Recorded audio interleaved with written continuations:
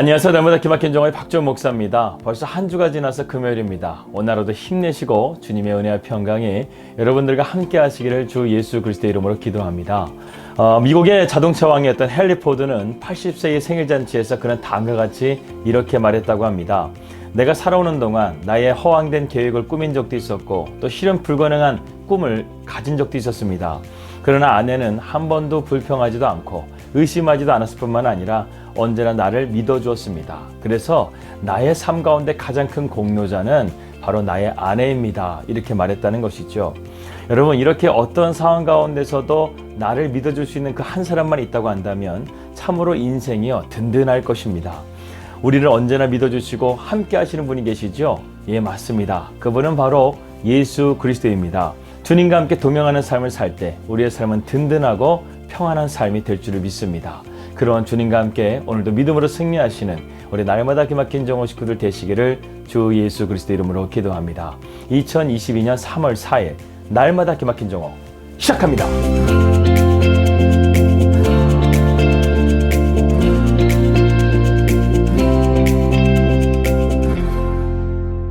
말씀 들어가도록 하겠습니다. 우리는 계속해서 아브라함의 말씀을 함께 살펴보고 있습니다. 역사가 토마스 칼라일은요 이런 유명한 말을 남겼습니다. 역경은 때로 사람을 공경에 몰아넣는다. 하지만 역경을 견디는 자가 100명이라고 한다면 이 번영을 견디는 자는 1명에 불과하다. 이렇게 말했다는 것입니다. 이 창세기 12장에서 아브라함은요 하나님의 약속을 붙들고 믿음의 여정을 출발을 했습니다. 하지만 아직 그의 믿음은 연약했어요. 그래서 하나님은 가나안 땅에 극심한 가뭄이 찾아오게 되자 믿음을 버리고 하나님의 약속을 버리고 애굽으로 내려가게 된 아브라함의 모습을 우리는 어제 살펴보았습니다. 여기서만 끝났으면 좋겠는데 아브라함은 남자로서 참 비겁한 행동을 애굽에서 하게 되죠. 바로 자기의 아내 사례를 누이라고 속여서 자신의 생명을 보존하려고 했다는 것입니다. 하지만 그의 거짓말로 인해서 더 큰 화를 불러일으키게 됩니다. 애굽의 왕이 사례를 아내로 맞이하고 싶었던 것이죠. 그는 정치적인 함정에 빠져버리게 된 것입니다. 여기서 건져내줄 수 있는 사람은요 이 이방 땅에서 아무도 없었습니다. 아브라함은 가뭄을 떠나 가나안 땅에서 애굽으로 왔지만 그보다 더한 마음의 고통을 지금 겪고 있는 것이죠. 결국 아브라함은 깨달았습니다. 자신이 하나님의 믿음을 저버리고 이곳에 왔다는 것을 깨달았다는 것이죠. 그래서 성경에는 없지만 그는 하나님께 간절하게 구했을 것입니다. 그리고 하나님은 불가항력적인 능력을 통해서 이 문제를 해결해 주셨죠. 애굽 왕은 아브라함과 사례를 조용하게 돌려보냅니다. 그리고 아브라함은 하나님의 이름을 부르고 예배했던 장소인 이 베들로 돌아오게 되죠. 하지만 이 스토리를 들으면서 우리는 참 안타까운 마음이 듭니다. 성경에는 나오지 않지만 그러한 아브라함의 모습을 많은 그의 종들과 조카 롯까지 보았을 것입니다. 그리고 아브라함에 대해서 그들은 분명히 실망을 했을 것입니다. 아니, 자기의 생명 때문에 아내까지 팔아넘긴다고 한다면 우리의 앞날이 어떻게 될지 모를 거야. 결국 아브라함의 이 불순종은요 가정에 큰 불화의 문제를 일으키게 됩니다. 그래서 오늘 우리가 살펴보게 되는 창세기 13장은요 두 번째 아브라함의 시험인 이 관계의 문제를 다루고 있습니다. 아브라함은 애굽에서 받은 재물과 함께 훨씬 부유한 상태로 가나안 땅에서 들어오게 되었습니다. 그래서 창세기 13장 2절의 말씀대로 그는 모든 것이 풍부했다고 말씀하고 있습니다. 아브라함은 많은 가축과 은금을 소유했었죠. 비록 불순종함에도 불구하고 하나님이 사례를 돌려주셨을 뿐만 아니라 그의 재물까지도 지켜주시고 번영하게 하셨다는 것입니다. 가뭄 가운데서는 아브라함이 이러한 믿음의 테스트를 실패했습니다. 그렇다고 한다면 13장에서 이 번영 앞에서 그가 어떤 선택을 할 것인가 오늘 성경을 통해서 우리는 볼 수 있습니다. 아브라함은 애굽에서 다시 돌아온 곳이 베델이라는 것은 상당한 의미가 있습니다. 이 베델이라는 이름의 뜻은요 바로 하나님의 집이라는 의미를 가지고 있다는 것이죠.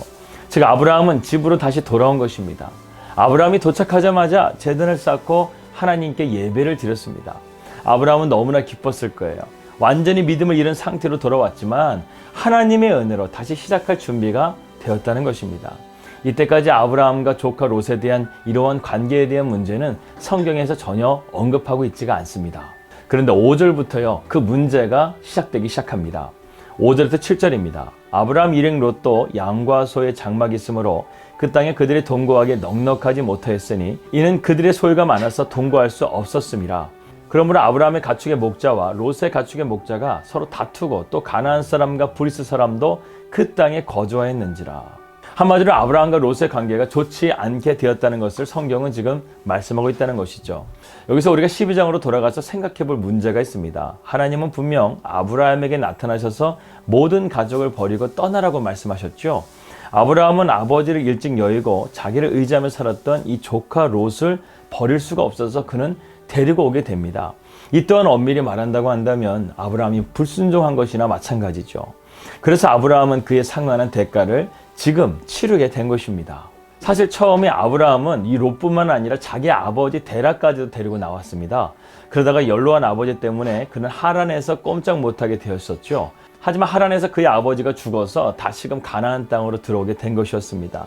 이때까지도 롯은요, 아브라함에게 아무런 문제를 일으키지가 않았어요. 심지어는 애굽에 갔었을 때도 롯은 조용하게 잠잠하게 삼촌이 하고 있는 모든 일들을 다 지켜보았을 것입니다.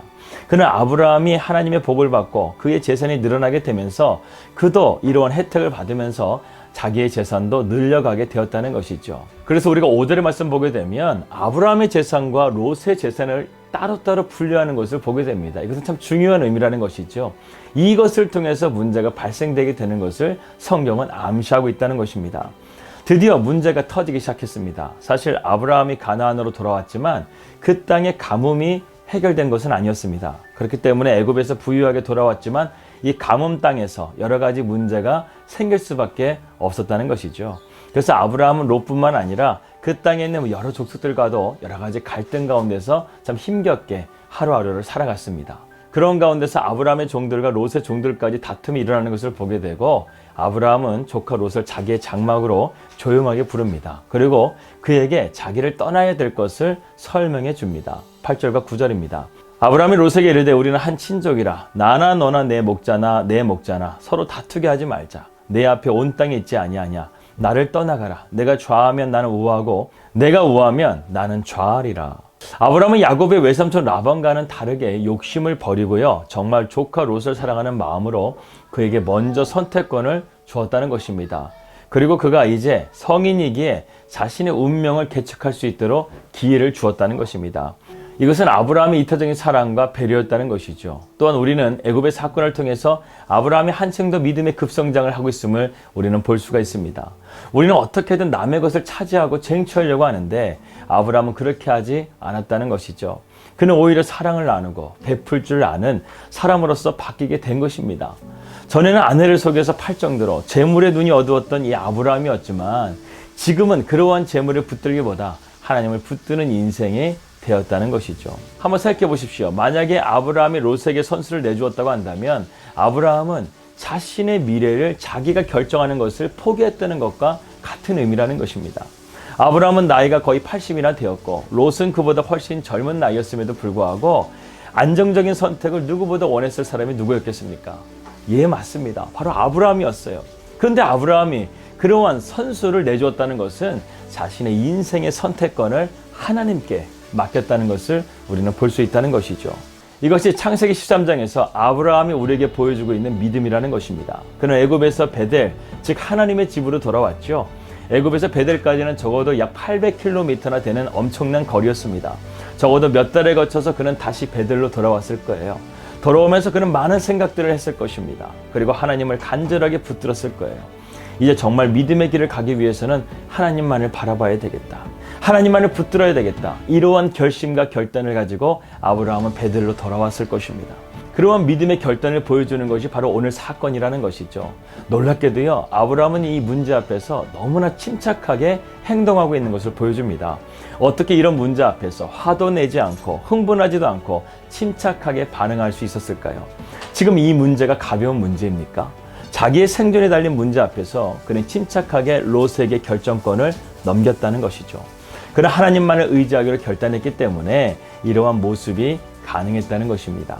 우리는 얼마나 하나님을 신뢰하고 있나요? 내 삶을 결정하는 문제까지도 하나님께 온전하게 맡기며 믿음으로 나아갈 수 있는 그런 믿음을 여러분들은 소유하고 있습니까? 우리가 나아가야 될 자리가요, 바로 그러한 믿음의 자리라는 거예요. 그러한 믿음의 자리까지 나아갈 수 있는 우리 날마다 기막힌 정원 식구들 되시기를 주 예수 그리스도 이름으로 기도합니다. 기도하겠습니다. 하나님 아버지 감사합니다. 아브라함이 진짜 믿음을 배우고 왔습니다. 비록 고난 속에서 믿음의 실패를 했지만 그 가운데서 하나님을 다시 한번 깨닫고 자신의 삶을 주님께 맡기기로 한 아브라함처럼 우리의 삶을 하나님을 온전하게 신뢰하는 믿음의 모습으로 나아갈 수 있도록 인도하여 주시옵소서. 주 예수 그리스도 이름으로 기도하였습니다. 아멘. 예, 주님을 신뢰하며 믿음으로 끝까지 나아갈 수 있는 우리 날마다 깨닫게 견정호 식구들 되시기를 주 예수 그리스도 이름으로 기도합니다. 오늘 저희가 다시금 비자를 연정하는 서류를 제출하는 날입니다. 여러분들 기도해 주시고요. 이 일이 주님의 은혜 가운데서 잘 이루어질 수 있도록 기도해 주시기를 바라겠습니다. 평안한 주말 되시고요. 저는 다음 주 월요일 날 뵙도록 하겠습니다. 우리 믿음으로 승리합시다. 할렐루야!